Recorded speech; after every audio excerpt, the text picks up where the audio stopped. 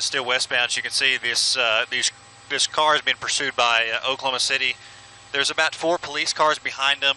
We just picked them up at Eastern and Bryant here. The chase started a little bit farther southwest of our location here. The guy is pretty much going through stop signs, in and out of traffic here. At times he's been doing 40 miles an hour, and then he's the fastest speed that we've seen so far is about 80 here. So we're getting into a little bit of a congested area coming up on Western here off of Britton. So, you know, it kind of bottlenecks down here to one lane as he crosses the railroad tracks. There's still some parking on the right side. So we'll just stay up here and see exactly what happens. Now he's north on Western here. So we're not exactly sure what started this chase or, you know, anything other than that. But, you know, you can still see we're north on Western here. From Britton, being chased by 4 patrol cars here, Jolene.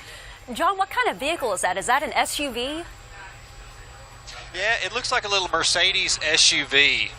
And that's, you know, really all that we can tell at this time. When they were coming on east or on Britton, right by the TV station, we were able to kind of see the front and then the sides of it. The windows are tinted, so we couldn't tell how many people are actually in there. So we're not sure at that at this time. And so we just saw blow through a traffic light. Got up, you said, to about 80 miles an hour. Yep. Is that right? And going through another one right there. Yeah, I guess we're being told there's one person inside here, Jolene. Yeah, 80 miles an hour here. Now he's obviously in incoming traffic coming through. Hefner coming up on 122nd here, still north on Western. So north on Western, coming up on 122nd right now. Yeah, he just blew through 122nd. No, I'm sorry. He just went through 112th, coming up on 122nd next. And you can see, well, you'll be able to see here in a second, he's slowing down a little bit. Cars are pulling off on the side of the road. 122nd, the intersection is pretty busy. It's green lights for left and right or eastbound and westbound traffic here. So either, you know, he's going to have to dodge a car here, or hopefully they can get out of his way and he doesn't cause an accident. Now he's going to be east on 122nd from Western, Jolene, back towards Broadway Extension. So he's going towards the Broadway Extension, he or she, whoever is driving that. And we can't tell how many people are in that SUV, is that right? Yeah, say that one more time, Jolene. We can't tell how many people are inside that vehicle. No, we've been told that there's just one person inside there is what Steve Johnson told us at the desk here. Oh, Air 1 is on scene. You can just see he pole. just hit that power pole at Walnut and Walker. 122nd Walker. About 122nd. I'm sorry, Walker and 122nd, okay. Jolene. It looks like they've got their guns drawn there. The driver can't get out. Yeah. Someone's coming out of the back. There he goes. Yeah, apparently there's at least one person in there. He just came out of the back. So officers surrounding that vehicle. One person out. Okay, looks like they're dragging him out right now. Officers with their guns drawn. Yeah, he was on his phone. On his cell phone. Yeah, obviously he came out of there with his hands up. Uh-huh. And then pulled the second hand down, and he was still talking on his cell phone here. So they're about to get him into custody. Uh-huh. Then they'll be able to see if there really is only one person in the car, Jolene. And it doesn't look like he is helping them out at all. Okay, he's out of the vehicle now, he's not on the ground. Yep, and one thing we're curious to see now is there going to be some power issues associated with knocking this power pole down. Thankfully, it didn't come down on the police officers there, but obviously there's going to be a little bit of a cleanup here. Well, it's definitely not stable right now, and it looks like they are hitting the windows there to see if there's anyone else inside the vehicle and what's going on in there, as they have the suspect on the ground. Again, this is 122nd and Walker, where a chase just wrapped up after the driver of that SUV hit a power pole, lost control while trying to make the turn there, and then crawls out of the passenger back window with his hands up. And John, you said he was on his cell phone, and then really didn't help officers out by climbing out, so they dragged him out.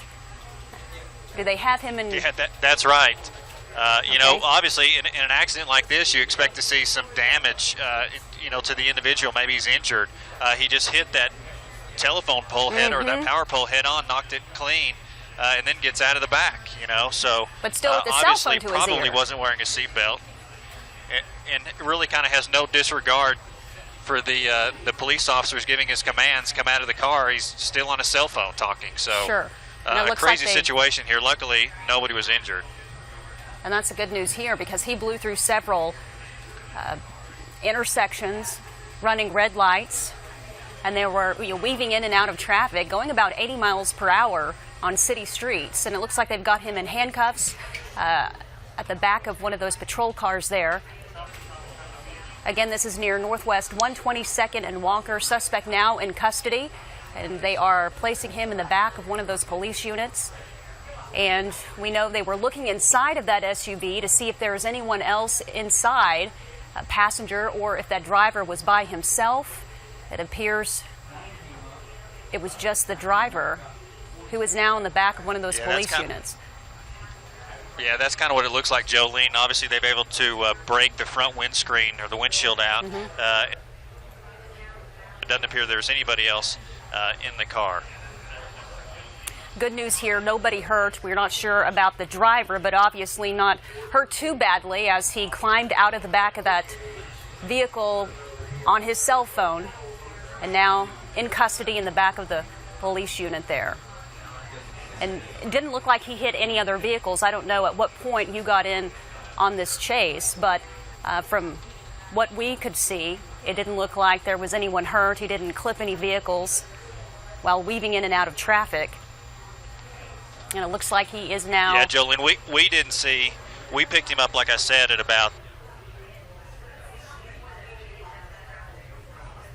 And it looks like we are... John, how's traffic right now? Yeah, really, it's flowing pretty decently. It's funny you say that. Air One, I guess the police officer just asked them how traffic looked, and it's actually going pretty decent here. The westbound lanes are obviously closed down. But as far as eastbound lanes, there's still one lane. The far north lane is still open. You know, and this is in the afternoon now, so there are a lot of people out and about. As we saw some of that traffic, the driver weaving in and out somehow did not clip or hit any other vehicles, especially while going through some of those red lights that he went through. And then trying to make this turn here near Northwest 122nd and Walker. But that suspect now in custody. I believe we have a crew on the ground. Lauren Fultonberg is pretty close to the scene, and we'll be able to speak with him as soon as he gets there, John. But again, traffic looks like, well, I see an ambulance on scene. What is that suspect in the police car, or is he now in the back of the ambulance to be checked out? Looks like someone is... I think he's still in the back of the police car, but I think they're probably gonna check him out. We've heard, and obviously this is not confirmed, but just radio traffic, that this might be a potential homicide suspect. So that might be the reason for him eluding police and starting this chase here. Obviously, as you can see, the ambulance just arrived on scene. At this time, I don't believe he's in the back of there. We still think he's in the back of one of here. Mentioned that they might shut down traffic here, that they are going to shut down traffic, and it appears that they did at this time. Now they're just bringing everybody around through this neighborhood here on the south side of 122nd as they clean this investigation up. Detouring traffic there. John Welsh and Bob Moore, Chomper 4. At the end of a chase near Northwest 122nd and Walker. We do have a ground crew that is arriving there shortly, and we'll have more information coming up at 4 o'clock. For now, we're going to send you back to programming. Thanks for joining us on this Wednesday, the 31st of May. I'm Lance West. And I'm Jolene Cheney. We begin here at 4 with a wild and dangerous chase through the metro streets. That chase coming to a violent end near Northwest 122nd and Walker. And that's where we find News Channel 4's Lauren Fultonberg. And Lauren, the suspect is also wanted in connection to a recent murder. His name's Chris Carter. It happened a couple weeks ago around Southwest 59th and Lee. But let me tell you about him as we show you what's happening right this second here on Northwest 122nd and Walker. A wrecker's just moved in and pulled this car away from the power pole that it had snapped clean off of its pole here on the corner house. You know, the utility crews are just starting to get to work here, and we're just starting to get to the cleanup phase of this. Take a look from Bob Moore Chopper 4, and we'll show you how it all happened. A car was traveling eastbound here. It had been trying to escape police officers for several minutes when it slammed head-on into that power pole. Believe it or not, nobody was hurt. The corner house, though, certainly surprised. They heard this, even though they didn't see what had happened. And now, as we're watching here, the cleanup is certainly underway. The second suspect in this murder, by the way, is still at large, even though there was only one person in the car. Police tell us, though, this person's arrest is at least a promising start in getting closure and solving this violent crime. We're live on Northwest 122nd and Walker. Lauren Fultonberg, Oklahoma's News Channel 4.